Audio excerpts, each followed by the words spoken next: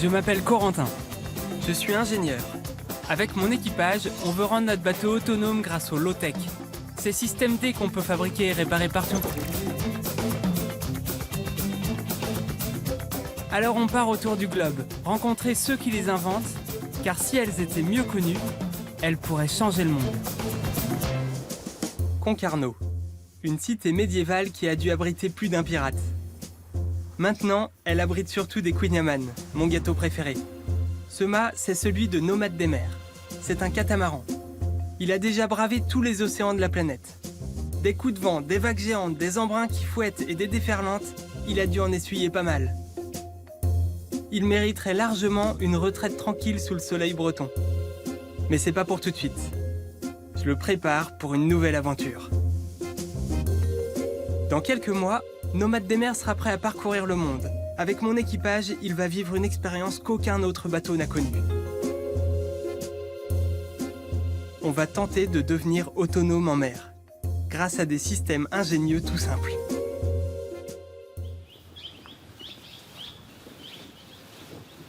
Cette idée, je l'ai eue quand je vivais au Bangladesh. Il y a quelques années, diplôme d'ingénieur en poche, je suis parti travailler là-bas dans un chantier naval. J'ai découvert les propriétés de la fibre de jute. C'est une plante qui pousse à profusion dans tout le delta du Gange. Je me suis dit que si on utilisait cette fibre naturelle à la place de la fibre de verre pour construire les bateaux, ce serait mieux d'un point de vue écologique et aussi pour l'économie locale. J'ai recruté une équipe et on a démarré les recherches. Et après 2 années de travail, le premier bateau fabriqué entièrement en fibre de jute et résine a vu le jour. Gold of Bengal. Pour tester sa résistance, je suis parti naviguer pendant 6 mois, seul, du Bangladesh à la Malaisie. J'avais aussi un autre objectif, vivre en autonomie. Mais pas n'importe comment, en expérimentant des technologies qui me passionnent depuis longtemps, les low-tech. Des systèmes ingénieux, faciles à fabriquer et à réparer, qui répondent aux besoins de base.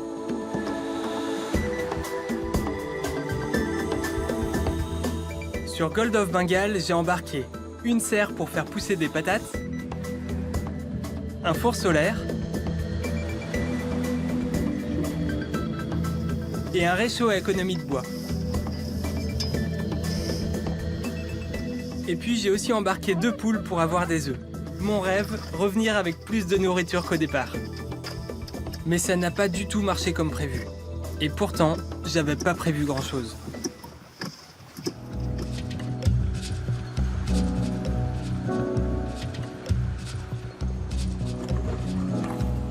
D'abord, il y a eu la crise de la patate. Ça, c'est les plants de patates. Celui-là, il est encore bon.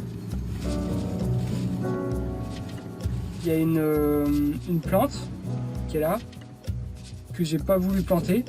Je sais pas d'où elle vient. Et donc, je l'arrose pas depuis le début. Et c'est celle qui pousse le mieux. Et ça, c'est énervant. Et puis, en cherchant du bois sur des îles désertes, j'ai embarqué des termites qui ont bouffé mon mât en bambou. Il s'est cassé à la première tempête. Bref, moi qui me voyais au départ comme une sorte de Robinson des temps modernes, je me suis vite senti comme un clochard des mers. Il y a un gars avec un petit bateau qui vient prendre des noix de coco sur la plage. Il s'est pointé, il m'a donné un bol de riz et il est reparti. Paris, 1 an après mon retour. Sick. Paralyzed. She couldn't move. And you know, after a few months we were living with a chicken, you get very close to her. So I was really sad. And I tried to find a solution. I went in a cyber cafe in Malaysia, sat in front of the computer, opened Google and wrote, "My chicken is paralyzed." Checking that nobody was looking at me because it's a bit ridiculous. But I was so surprised by the result because there were websites, blogs, even forums speaking about chicken disease, where people passionate by chicken were sharing their experience, giving advice, pictures, videos about chicken disease. I even wrote beautiful stories about people in a part of the world saving a chicken in another part of the world. It was beautiful. Actually, it didn't save my chicken, she died. That's not funny at all. I was really sad. But in a way, like giving her body to the science, it helped me because I thought this chicken disease platform is a kind of collaborative research lab where people from different countries, different knowledge, different origin, share their experience to make a very efficient research on chicken disease. This is crowdsourcing. I thought this is the same tool we need to make the research on low-tech. We need to make a collaborative research lab on low-tech. Je me suis installé à Concarneau. Le navigateur Roland Jourdain m'a proposé de lancer le projet dans ses locaux. Après avoir parcouru les océans, Roland a décidé de soutenir les explorateurs du monde de demain. On a commencé par ratisser Internet, lire des bouquins et passer des coups de fil pour lister toutes les meilleures innovations low-tech autour du globe. Et rapidement, tout un monde s'est ouvert à nous. Un monde de débrouille, d'entraide, de connaissances et de système D. En Afrique de l'Ouest, il y a des problèmes d'accès à l'électricité. Alors des éoliennes sont construites à partir de moteurs électriques récupérés sur des vieilles photocopieuses. Ça c'est low-tech. Ça c'est low-tech, hein. À Madagascar, pour lutter contre la malnutrition, on développe la culture de spiruline, une algue hyper nutritive. Au Sri Lanka, on fabrique du carburant avec du plastique recyclé. En Indonésie, on offre une seconde vie aux batteries usagées. Partout, des makers, des bricoleurs, des ONG ou des entrepreneurs innovent pour répondre à leurs grands défis du quotidien. L'accès à l'eau, à la nourriture et à l'énergie.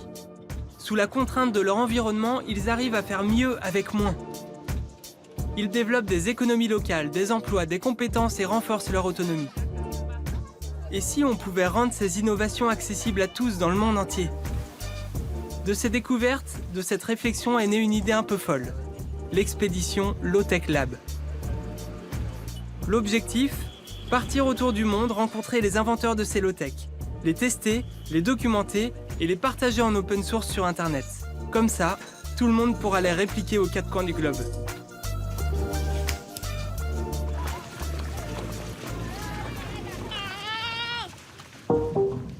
Et pour ça, on avait besoin d'un laboratoire. Un laboratoire pas comme les autres.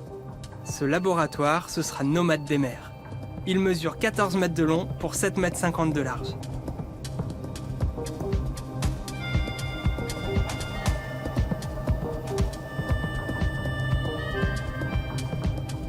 À son bord, on va mettre le cap plein sud, direction l'Afrique. Une fois au Cap Vert, on va partir plein ouest jusqu'au Brésil. Puis on va retraverser l'océan Atlantique jusqu'en Afrique du Sud, avant de gagner l'Asie, puis les États-Unis et rentrer à Concarneau. Sur ces milliers de kilomètres, on va découvrir des centaines de low-tech. Mais avant de penser à lever l'ancre, une montagne de travail nous attend. Voilà les plans du bateau. En fait, on fait pousser des légumes en hydroponie dans la serre. On les cuisine grâce au réchaud à économie de bois. On les mange, on donne les restes aux poules et aux vers de farine. Et puisque ne mangent ni l'un ni l'autre, on les donne aux lombrics qui vont faire un jus de compost qui va nourrir les plantes. Ensuite, tout ce qui est à base de cellulose, du bois, du papier, du carton, on les donne aux champignons qu'on mange. Notre urine sert à faire grandir des microalgues, de la spiruline qui est pleine de protéines et qu'on mange aussi. Les œufs des poules, on les mange aussi. Et les fientes de poules, on les met dans le lombricompost pour faire le jus de compost. Tout ça, c'est un peu low-tech.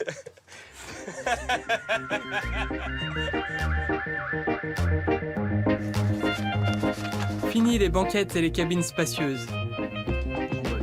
On a besoin d'un atelier pour bricoler des prototypes, d'espace pour les tester, de surface pour cultiver les plantes et élever les insectes. Dans les flotteurs, on va mettre les cabines pour l'équipage, un atelier d'électricité, un laboratoire de biologie et des espaces de stockage. Au-dessus, un poulailler et des éoliennes, et dans l'habitacle, des espaces de culture. Le temps presse si on ne veut pas reculer notre départ. Car dans un tour du monde à la voile, il faut traverser chaque océan à la bonne saison pour avoir des vents favorables. Pour la première partie de l'expédition, ils seront 2 à m'accompagner. Hélène s'occupe de contacter les inventeurs de chaque escale pour définir quelle low-tech nous étudierons. Là, on pourrait bosser sur un atelier pour un prototype d'éolienne en do-it-yourself, quoi, matériaux recyclés, etc. Ça les intéresse. Ok, ouais. C'est intéressant tout ça. Moi, tout de suite, j'ai des idées d'entreprises qui sont dans ce secteur-là. Ouais. Donc, on peut discuter avec eux. Bah, génial, en tout cas. Hein. Ça va être top, tout ça. Ouais, carrément. Merci de son aide. Pierre-Alain est ingénieur comme moi. Là, il est en train de fabriquer un mécano géant avec du bois recouvert d'un matériau à base de fibres de jute. Comme ça, sur le bateau, tout sera démontable, modulable, et on pourra le faire évoluer au fur et à mesure des escales et des besoins. Là, l'équipe s'attaque à la conception du poulailler. Un sujet délicat. Cette fois, mes poules, je voudrais qu'elles pondent tous les jours. Pour ça, elles ont besoin de se sentir bien. Pour une poule, c'est pas la vue sur mer qui compte, c'est plutôt de se sentir en sécurité. L'idée, ce serait peut-être de caler toutes les poules dans le même et puis profiter d'une autre boîte pour faire pousser des légumes qui pourraient servir aux poules. Mais attends, déjà, il n'y avait pas une question comme quoi le poulailler était un peu trop petit, considéré considérant 4 poules? Bah non, justement, là, quand tu vois la taille de la boîte, c'est vachement grand en fait. C'est balèze, hein. Je pense qu'on peut caler au moins 6 poules, non?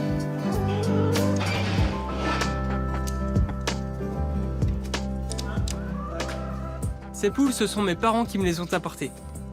Elles sont 4 et portent les noms de l'équipe qui reste à terre. Marvin, Camille, Chab et Amandine. Aujourd'hui, on installe la cabine des poules. Tout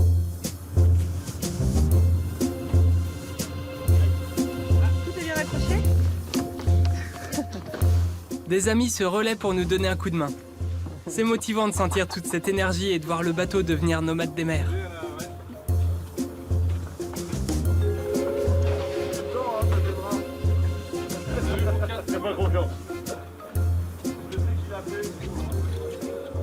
En fait, c'est bien mieux comme attache, ça. Parce que j'ai mis ça là. Ah oui, tu l'as assuré là. Mais là, elles vont se prendre des vagues. Mais non, parce que s'il y a des flottes, bah, elles vont se mettre à l'abri. Mais il y a un trop filet, pas. elles peuvent se Ça va ramasser dans être le plein filet. d'eau. Mais non, mais pas du tout, regarde, il y a... Dessus, là, il y a quoi? Ok, Non mais elles derrière, iront dans sur le les... dessus. Quand il La fera mauvais... maltraitance là. Non mais quand il fera mauvais, elles iront Elles dans vont les se, boîtes. elles se mettre à l'abri. Mais ouais, quand la vague elle sera rentrée dans le poulailler et qu'elle envahira la Toi, boîte et quand la t'es paille. sur la plage et qu'il Non, y a cherche des pas, grosses cherche pas, déferlantes, m'embrouille pas, tu restes Coco. là où il y a Non, des non, non, non. On va aussi avoir besoin d'une serre. Au fil de nos escales, on va tester différents systèmes de culture hors sol. Alors on a décidé de remplacer les espaces de vie par des espaces de culture. Ce sera moins confortable, mais je suis sûr que c'est sympa de voir de la verdure en pleine mer. Et 20 mètres carrés, ça nous permettra de faire pas mal d'essais. Et pour se faire la main, on va déjà y planter quelques légumes. Comme ça, avec les œufs des poules, on pourra se faire de bons plats. Vu l'espace réduit, il ne faut pas faire pousser n'importe quoi. Il faut sélectionner des plantes qui poussent vite et qui sont intéressantes sur le plan nutritif. En fait, nos plantes, elles poussent en hydroponie, ça veut dire hors sol. Elles poussent pas dans la terre, elles poussent dans des billes d'argile comme ça ou dans de la fibre de noix de coco. Et il y a les racines qui dépassent et on propulse des petites gouttelettes. Mais avec cette eau, on mélange un jus de compost. Et ça consomme jusqu'à 10 fois moins d'eau que de la culture en terre. Et donc pour nous, c'est idéal, même ça peut être idéal pour plein de régions du monde qui n'ont pas beaucoup d'eau et qui n'ont pas de bonne terre. D'avoir le plus... Sur la sauce. Hey, hey. Bon, en Donc tout moi, cas, je dirais qu'on peut, au début en tout cas, faire le même circuit d'eau pour les deux. après, il faut juste qu'on fasse gaffe, c'est que si on a, admettons, un problème de concentration de minéraux ou de saloperie ou quoi, bah on flingue plusieurs rangées d'un coup, quoi. Ouais. Non mais ça va pas être du jour au lendemain, paf, tout est mort. Non, mais bon...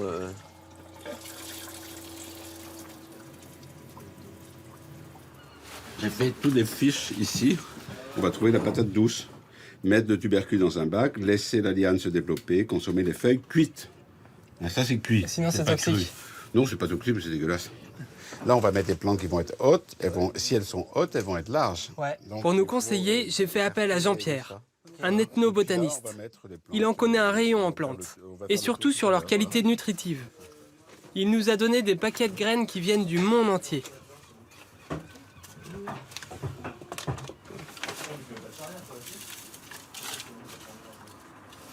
Donc tu vois par exemple ici, pour te donner une idée, pour les bêtes, vous mangez que les feuilles qu'il y a là.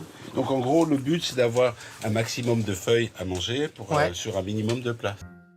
L'une de mes low-tech préférées, on la doit à Olivier, un ami professeur de technologie. Avec ses élèves, il nous a préparé une surprise. Une machine à coudre, perceuse, meuleuse, génératrice à pédales. On va l'installer au cœur de l'atelier. Bon, et Coco, Tu me demandes s'il y a pas une... niveau position, on se met là, tel qu'il est là. Ouais.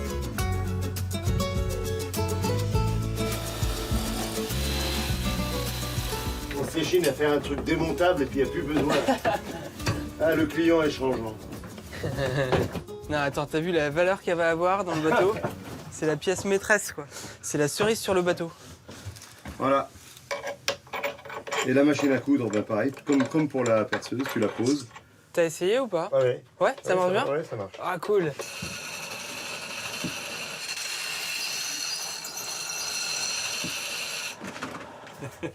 J'ai passé des nuits à user des trucs.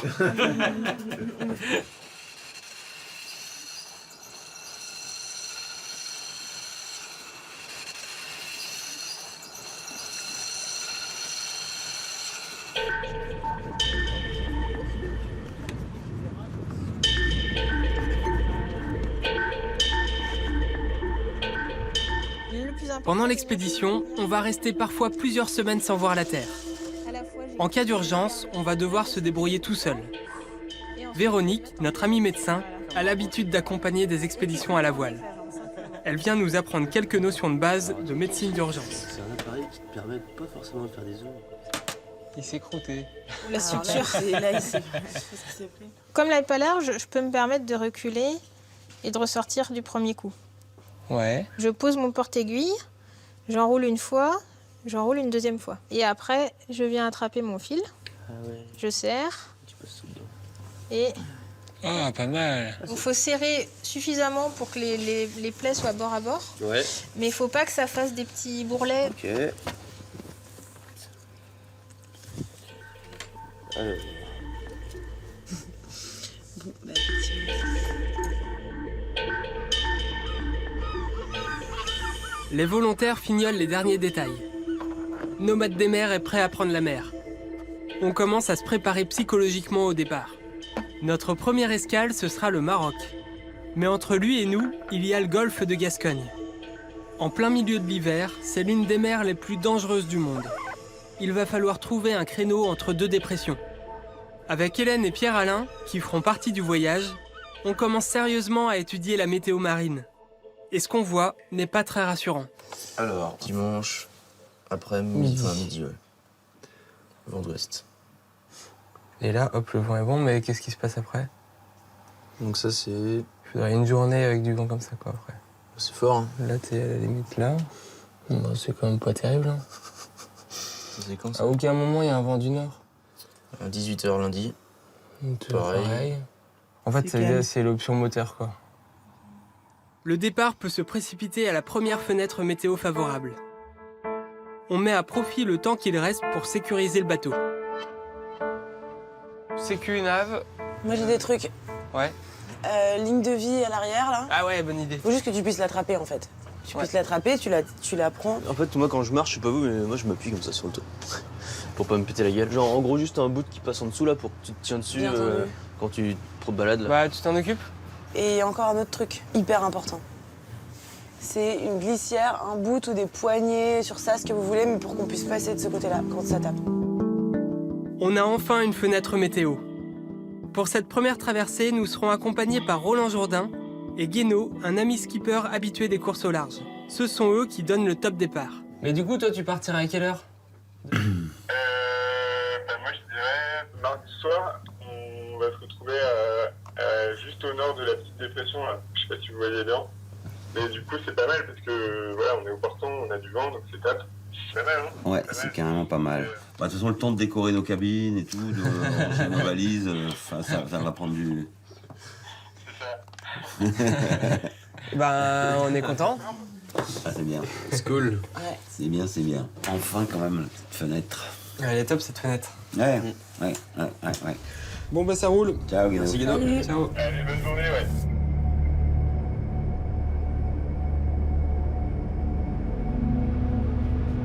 Ça y est, le golfe de Gascogne semble prendre sa respiration entre deux coups de vent. Mais il a l'air un peu nerveux. Nous aussi d'ailleurs. En aménageant Nomade des mers comme une ferme, on a un peu oublié que c'est un bateau. Et que nous, on n'est pas franchement des marins confirmés.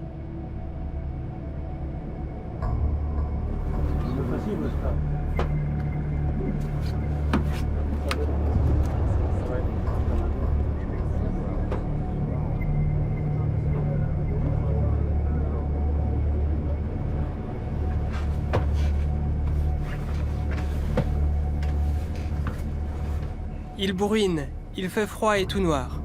Et devant nous, il y a un océan qui en a mangé plus d'un. Avec Guino, on fait un dernier point météo. Ça donne envie d'aller pas mal à l'ouest. Parce que Ah ouais, on remonte. plus on est sud et plus on a du vent dans la gueule fort. Et On part toujours ou on dit Là, tu refais un petit. Attends, on se fait un Counter-Strike. Le chef arrive. On fait pas le tour, mais le public, ça patiente. Ouais, on va peut-être y aller.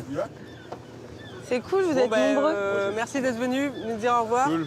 On va dans des endroits où il fait bien. meilleur. On vous enverra des photos.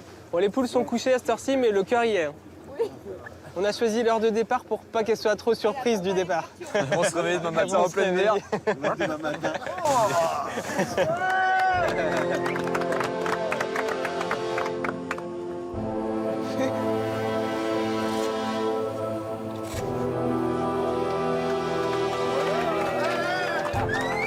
Waouh, je mesure tout le travail qu'on a accompli en voyant sur ce petit ponton tous les partenaires, les inventeurs, les passionnés qui nous ont aidés pour en arriver là. Je suis fier de Nomade des mers. Il est prêt à devenir un véritable laboratoire flottant. Avec lui, on est paré pour scanner la planète à l'affût des low-tech les plus prometteuses. On se sent comme des astronautes, parés d'une mission super importante, gonflés par l'espoir de contribuer à la construction d'un monde meilleur.